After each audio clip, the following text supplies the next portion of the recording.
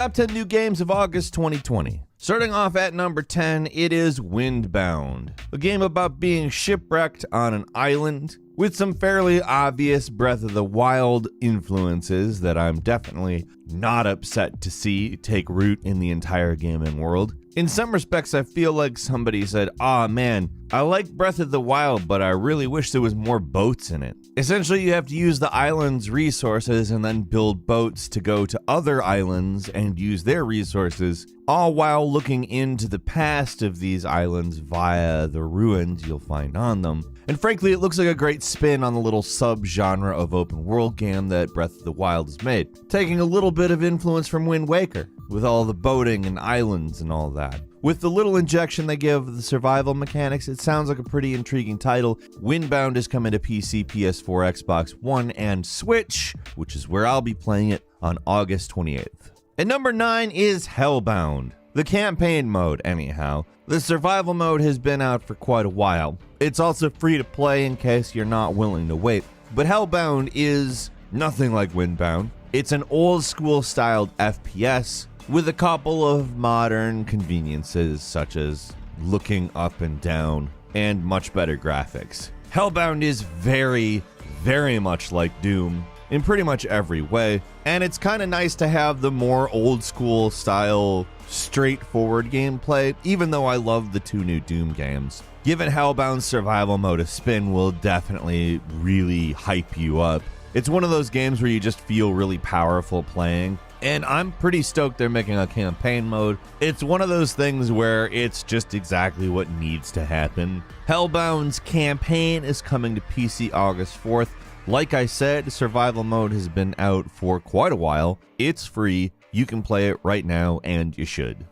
At number 8 is Immortal Realms Vampire Wars, which sounds like it would probably be like a Diablo-style game. Nope.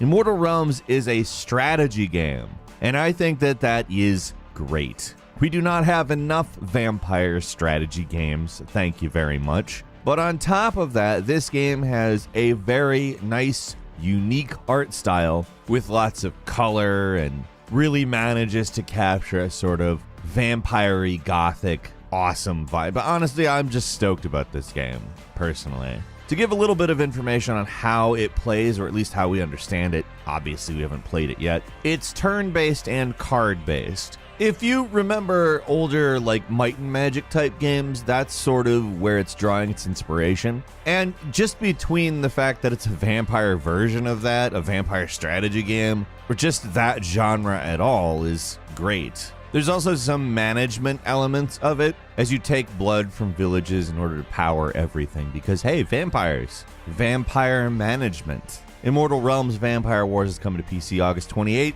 It looks very intriguing. At number 7 is a Total War Saga Troy, which, as you know, Total War is perhaps one of the biggest, most well-deserving of accolades strategy series out there. And they've taken on a lot of both fictional and non-fictional eras and conflicts. I think it's a lot of fun they're taking on Troy. It is, of course, the first Total War game set in the Bronze Age. We've talked a lot about Total War on this channel, but we haven't talked about this. This is going to be an Epic exclusive for a year, and it's a really good deal if you want Total War Saga Epic on day one, because for the first 24 hours on Epic Games Store, it's free. You can claim it and have it for free, and it's the full Total War Saga Troy. I think that's great. Say what you want about the Epic Store, but that's a pretty good deal for the consumer, a free game. I really enjoy the Total War Saga, and I will absolutely be claiming my free Troy version of that when it comes to PC on August 13th. At number 6 is Project Cars 3, which promises to go in a new direction. It's definitely more arcade looking to me than previous Project Cars games. I mean, there's some absolutely fantastic, beautiful graphics at play, but the racing we're looking at definitely has the vibe of a more arcade experience, and I'm okay with that. Like, I really enjoy arcade racing. I've noted that although I really enjoy simulation racing as well, I probably prefer arcade racing a bit. So I'm okay with this, obviously. Project Cars 3 is coming to PC, PS4, and Xbox One on August 28th.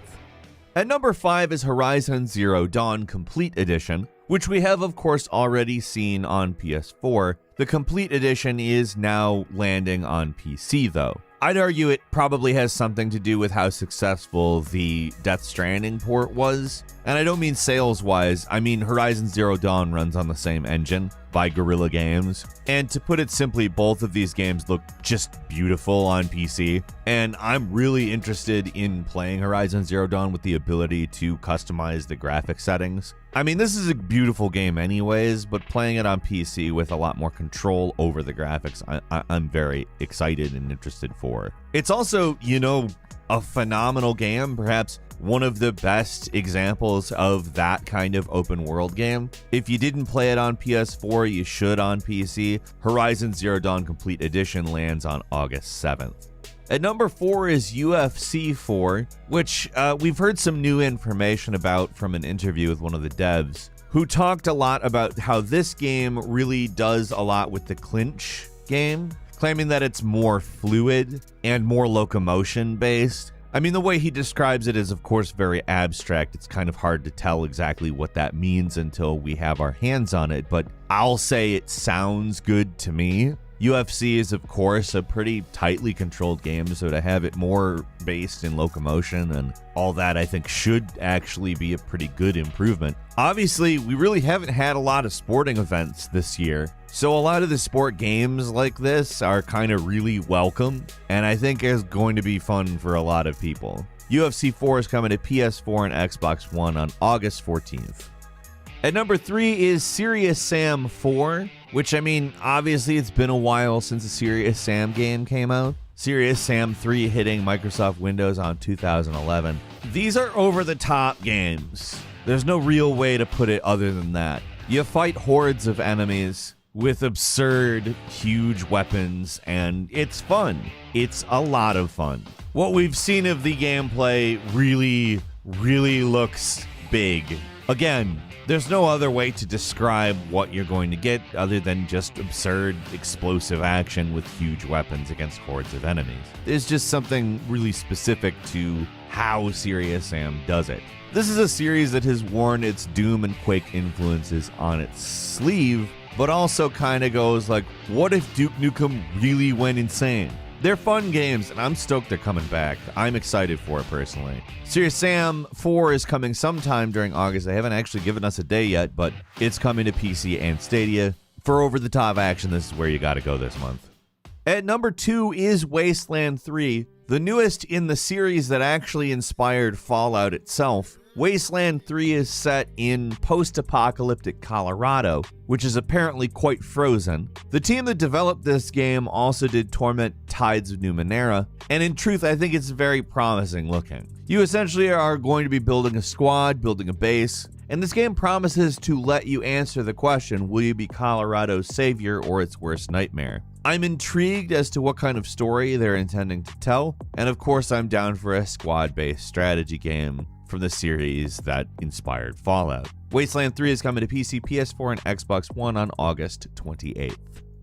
And finally, at number 1 is the new Microsoft Flight Simulator, which we haven't had a new edition of in a very long time. This is a just flat-out beautiful looking game. It's hard to say anything else about how it looks. Gorgeous. Absolutely gorgeous. But it also incorporates a lot of map data that Microsoft has access to, claiming to basically give us the ability to fly around the world in an accurate fashion. And I like the sound of that. That sounds like a lot of fun to me. It's been a long time since I've played a flight simulator game, though. I have to say that. It's not paced like your average game. It's really trying to make an accurate-to-life flight simulation. But I'm pretty much of the mind that sounds good. That sounds like a lot of fun to me, actually. There's a lot of aspiring pilots out there I think would agree as well. Microsoft Flight Simulator is coming to the PC on August 18th.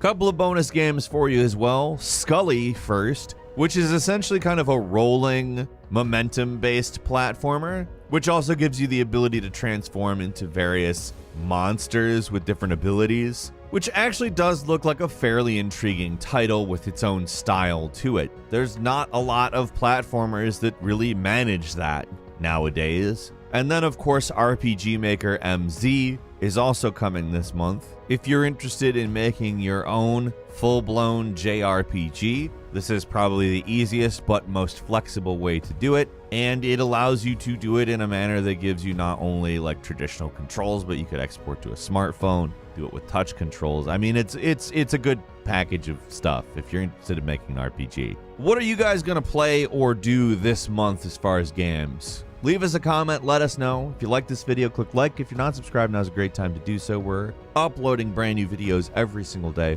and the best way to see them first is, of course, a subscription, so click subscribe, and don't forget to enable all notifications. As always, we thank you very much for watching.